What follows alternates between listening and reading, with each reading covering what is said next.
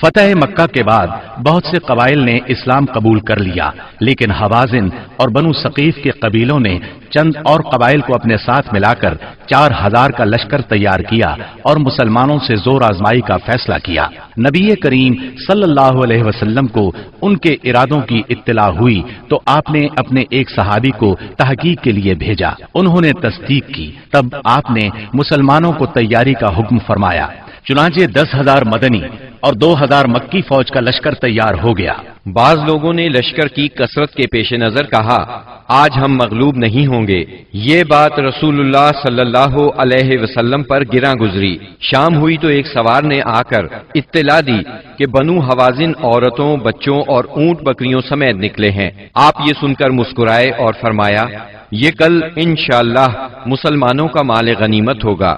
10 شوال 8 ہجری کی رات رسول اللہ صلی اللہ علیہ وسلم حنین پہنچے۔ وادی حنین مکہ معظمہ سے 30 میل دور واقع ہے۔ آپ نے وادی میں داخل ہونے سے پہلے سحر کے وقت لشکر کو ترتیب دیا۔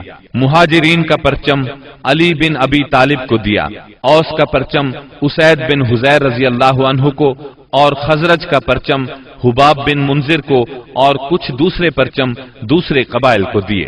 2 زرہیں پہنی، سر اور چہرے پر خود رکھا۔ اس کے بعد ہراول دستے نے وادی میں اترنا شروع کیا۔ اسے چھپے ہوئے دشمن کی موجودگی کا علم نہیں تھا۔ ابھی وہ اتر ہی رہا تھا کہ اچانک دشمن نے ٹڈی دل کی طرح تیروں کی بارش کر دی۔ پھر دشمن مسلمانوں پر ٹوٹ پڑا۔ اس اچانک حملے سے ہراول دستے میں انتشار پھیل گیا۔ اس میں موجود مسلمانوں کے پاؤں اکھڑ گئے۔ جو لوگ پیچھے تھے وہ بھی انہی کے ساتھ ہو لیے۔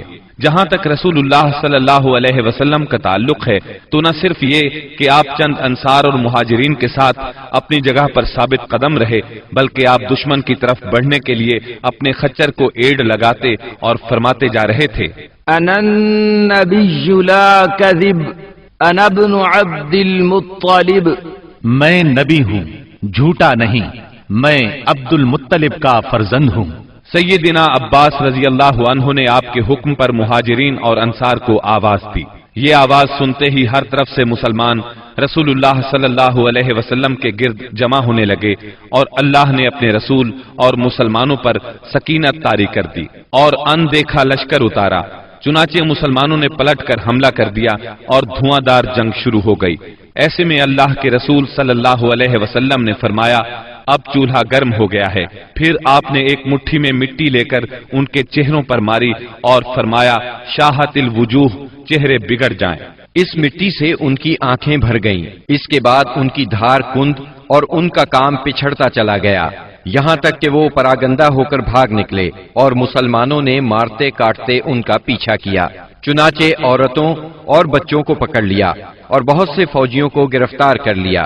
اس دن سیدنا خالد بن ولید رضی اللہ عنہ کو بھی بہت زخم آئے۔ ادھر رسول اللہ صلی اللہ علیہ وسلم کے ساتھ اللہ کی عنایت دیکھ کر بہت سے مشرکین مسلمان ہو گئے۔ مشرکین بھاگے تو 3 گروہوں میں تقسیم ہو گئے۔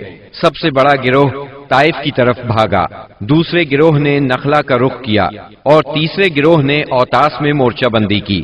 آپ نے اوتاس میں ابو موسیٰ اشعری رضی اللہ عنہ کے چچا ابو عامر اشعری رضی اللہ عنہ کو صحابہ کی ایک جماعت کے ساتھ بھیجا۔ انہوں نے دشمنوں کو مار کاٹ اور بھگا کر سارے مال غنیمت پر قبضہ کر لیا۔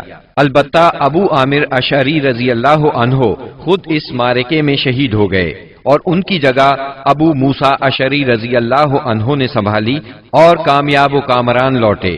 دوسری طرف مسلمانوں کی ایک جماعت نے نخلا بھاگنے والوں کا تعاقب کیا، درید بن سما کو جا پکڑا اور اسے قتل کر دیا۔ رسول اللہ صلی اللہ علیہ وسلم نے مال غنیمت اور قیدیوں کو جمع کرنے کا حکم دیا۔ اس کی کل تعداد یہ تھی، اونٹ قریباً 24,000، بکریاں 40,000 سے زیادہ، چاندی 4,000 اوقیہ یعنی 1,60,000 درہم، عورتیں اور بچے 6,000۔ ان سب کو جیرانہ میں جمع کر کے سیدنا مسعود بن عمرو غفاری رضی اللہ عنہ کو ان کا نگران مقرر فرمایا۔ اس کے بعد آپ نے طائف کی طرف توجہ فرمائی۔ آپ خود اس سمت میں بڑھے۔ طائف مکہ سے 60 میل کے فاصلے پر ایک سرسبز پہاڑ کے دامن میں واقع ہے۔ آپ نے طائف کا محاصرہ کر لیا۔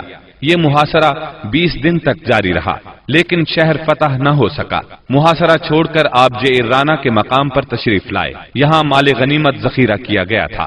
رسول اللہ صلی اللہ علیہ وسلم طائف سے جعرانہ واپس آ کر 10 دن سے زیادہ ٹھہرے رہے، مال غنیمت تقسیم نہ فرمایا۔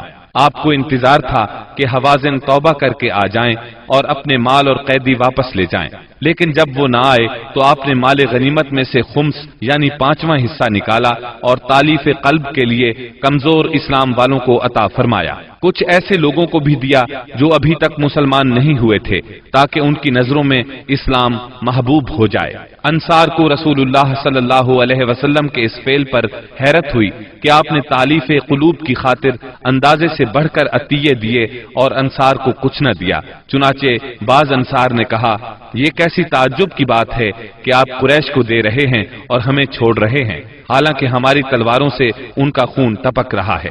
یہ بات انصار کے رئیس سیدنا سعد بن عبادہ رضی اللہ عنہ نے آپ تک پہنچائی۔ آپ نے صرف انصار کو جمع فرمایا، اللہ کی حمد و ثنا کی، پھر اللہ نے آپ پر جو احسان کیا تھا اس کا ذکر کیا۔ اس کے بعد فرمایا، انصار کے لوگوں، تم اپنے جی میں دنیا کی ایک حقیر سی گھاس کے لیے ناراض ہو گئے، اس کے ذریعے سے میں نے لوگوں کا دل جوڑا تھا تاکہ وہ مسلمان ہو جائیں اور تمہیں تمہارے اسلام کے حوالے کر دیا تھا۔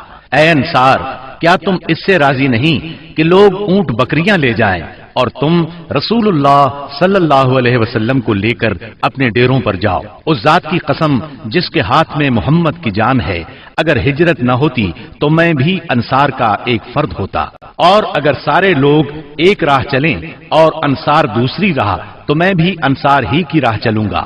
اے اللہ، انصار پر رحم فرما، انصار کے بیٹوں پر رحم فرما اور انصار کے پوتوں پر رحم فرما۔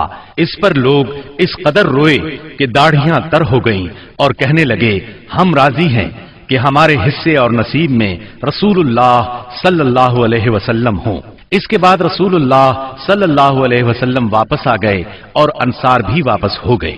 بنی سعد کے ایک سردار زہیر نے آگے بڑھ کر عرض کیا، بنی سعد سے آپ کا رضاعت یعنی دودھ کا رشتہ ہے اور وہ آپ سے مہربانی کی امید رکھتے ہیں۔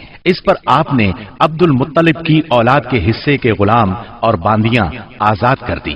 جب مسلمانوں کو اس کا علم ہوا تو انہوں نے بھی ایسا ہی کیا۔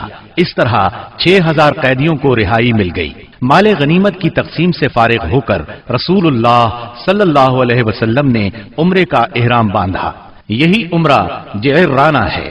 عمرے سے فارغ ہو کر مدینہ واپسی کی راہ لی اور ذیقعد میں 6 دن یا 3 دن باقی تھے جب آپ مدینہ منورہ پہنچے۔